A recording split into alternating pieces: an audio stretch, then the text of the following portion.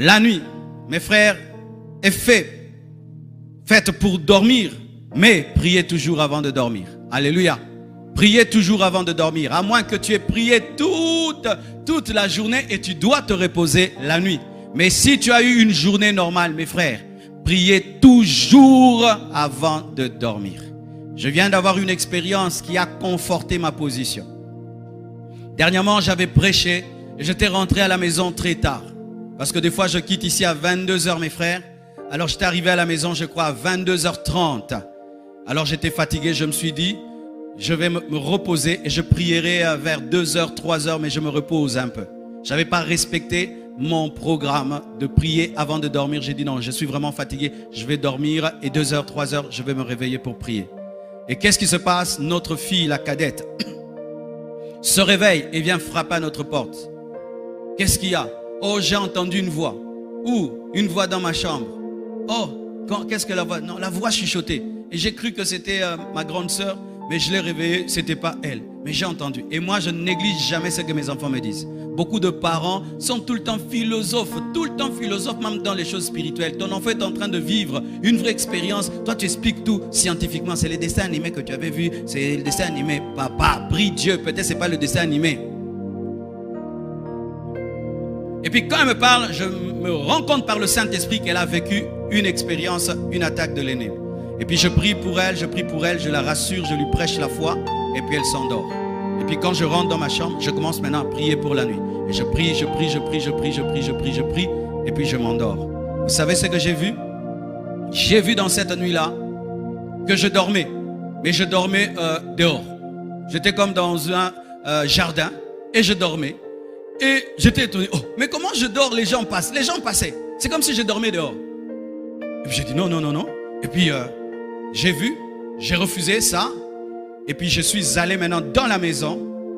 Et puis j'ai vu une clôture, grande clôture en fer, en métal, une porte métallique, une grande grue électrique qui traversait tout le jardin.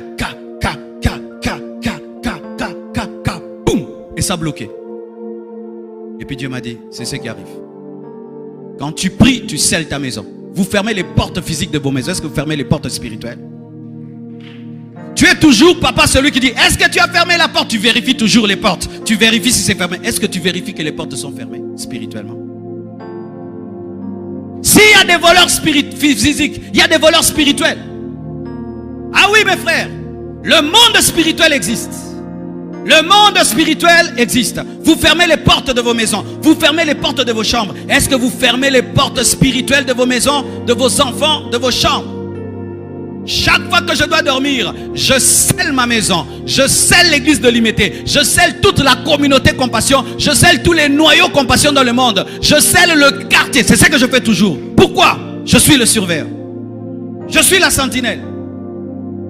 Et ce jour-là, je me suis dit non, je me repose un peu. Et Dieu m'a montré en soi ce qui se passe quand je prie. Je ferme réellement la porte. Mais une porte tellement grande, mes frères, qui entourait toute la parcelle. Ah, je suis fatigué. Et arrêtez ces prières-là. Seigneur, tu sais que je suis fatigué. Alléluia.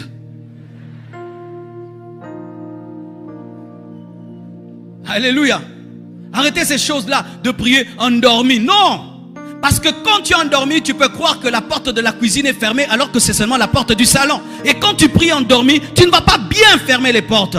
Soyez sérieux, tu te tiens debout et tu dis je te consacre ma maison, je te consacre mes enfants, je te consacre cette nuit, je te consacre mon quartier, je te consacre mon église, je te consacre mes fils spirituels, je te consacre mon ministère. Scelle.